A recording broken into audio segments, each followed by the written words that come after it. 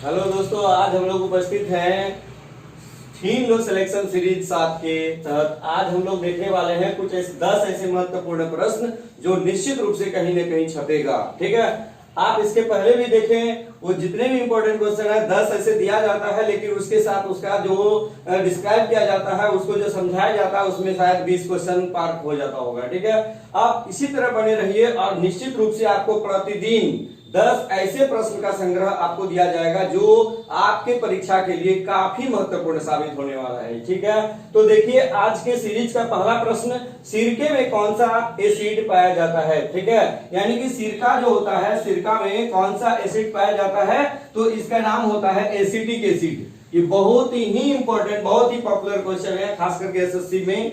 ठीक है, ये पूछा जाता है। अब जैसे देखिए सिरके में कौन सा एसिड पाया जाता है, एसिटिक एसिड। इसको हम लोग क्या बोलते हैं, CH3COOH, यानी कि CH3COOH। कभी कभी एसिटिक एसिड ऑप्शन नहीं देकर के CH3COOH देगा, यानी कि उसका सूत्र ही देगा।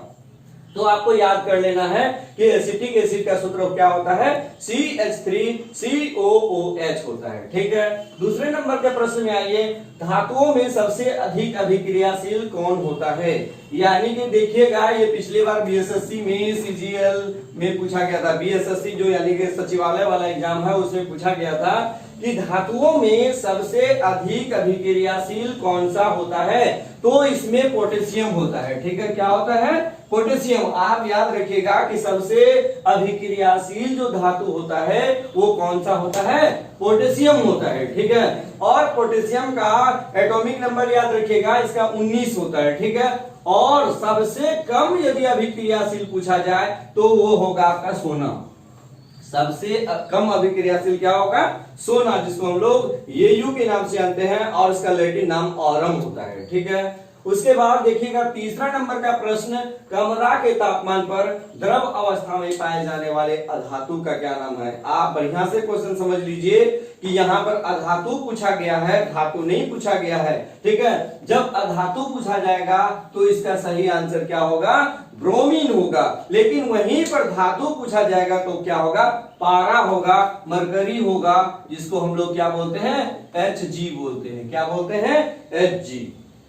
और पारा, ये पारा जो है ये क्या होता है कि ये धातु होता है, और ये क्या होता है, ये भी तरल अवस्था में पाया जाता है। ठीक है, उसके बाद देखिएगा चौथा नंबर का प्रश्न, कार्बन के कितने अपरूप होते हैं। यानी कि कार्बन के कितने अपरूप होते हैं, 2 अपरूप होते हैं, और उस 2 का क्या नाम है, हीरा और ग्रेफाइट। ठीक है, और हीरा जैसा कि जानते हैं कि दुनिया का सबसे कठोर पदार्थ का क्या नाम है, ये हीरा होता है। ठीक है, उसके बाद जो है, और ग्रेफाइट के बारे में बार बार प्रश्न पूछा जाता है कि जो पेंसिल होता है, पेंसिल में किसका प्रयोग किया जाता है, तो ग्रेफाइट का प्रयोग किया जाता है। ग्रेफाइट क्या है, अधातु है, लेकिन वह विद्युत का क्या है, सुचालक होता है। ये बहुत इंपॉर्टेंट बात है कि कौन से ऐसे अधातु है जो विद्युत का सुचालक होता है, तो उसका नाम क्या है, ग्रेफाइट। और ग्रेफाइट का प्रयोग कहाँ किया जाता है, पेंसिल में किया जाता है, याद रखिएगा।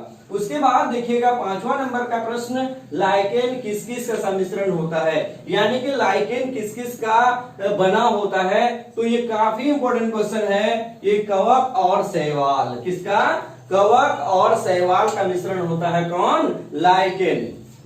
और ये भी बात जान लीजिए कि लाइकेन से संबंधित बात, जो लिटमस पत्र होता है, ठीक है, लिटमस पत्र जो है कभी कभी पूछा जाता है कि लिटमस पत्र किसका बना होता है, तो आपका आंसर क्या होना चाहिए, लाइकेन का बना होता है। ठीक है, उसके बाद चलिएगा अगला प्रश्न क्या है कि डायनामाइट में किसका प्रयोग किया जाता है। यानी कि डायनामाइट क्या होता है, एक प्रकार का विस्फोटक होता है। इसमें किस चीज का प्रयोग किया जाता है विस्फोटक के रूप में, तो नाइट्रोग्लिसरीन का प्रयोग किया जाता है। और इसके बारे में कुछ और बात जान लीजिए कि डायनामाइट का आविष्कार किसने किया था, अल्फ्रेड बर्नार्ड नोबेल ने किया था। किसने किया था, अल्फ्रेड बर्नार्ड नोबेल ने किया था। और इसके लिए आप जैसे देखिए, इसमें नाइट्रोग्लिसरीन का तो प्रयोग किया जाता है, ये हम लोगों ने देखा, लेकिन कभी कभी क्वेश्चन को थोड़ा सा मूव कर देता है। इसमें पूछता है कि आधुनिक समय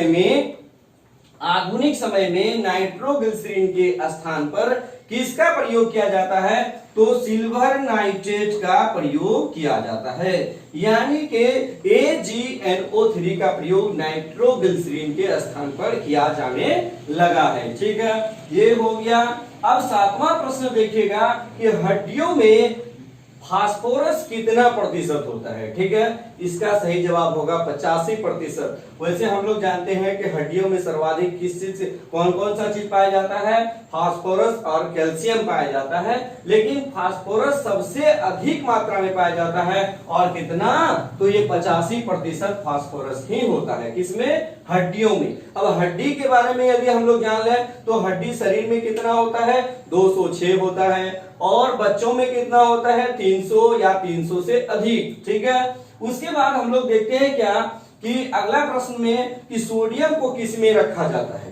ठीक है, यानी कि अगला प्रश्न हम लोग क्या देखते हैं कि सोडियम को किस में रखा जाता है, तो सोडियम को मिट्टी के तेल में रखा जाता है। ठीक है, सोडियम को किस में रखा जाता है, मिट्टी के तेल में। और सोडियम के बारे में, सोडियम का एटॉमिक नंबर कितना होता है, 11 होता है। ठीक है, उसके बाद जैसे देखिए 9वां प्रश्न, oil of vitriol. Oil of vitriol किसे कहा जाता है, H2SO4, यानी कि अम्लों का राजा भी होता है। ये अम्लराज नहीं, ये अम्लों का राजा ऑयल ऑफ विट्रियोल किसको कहा जाता है, H2SO4। ठीक है, यानी कि इससे क्वेश्चन पूछा जाता है कि बैटरियों में किस प्रकार के एसिड का या कौन से एसिड का प्रयोग किया जाता है, तो इसका सही जवाब क्या होगा, H2SO4, यानी इसको बैटरी वाला एसिड भी कहते हैं। ठीक है, अंतिम क्वेश्चन हम लोग आज देखते हैं कि स्ट्रेंजर गैस, यानी स्ट्रेंजर का मतलब क्या होता है, अजनबी। ठीक है, तो स्ट्रेंजर गैस किसको कहा जाता है,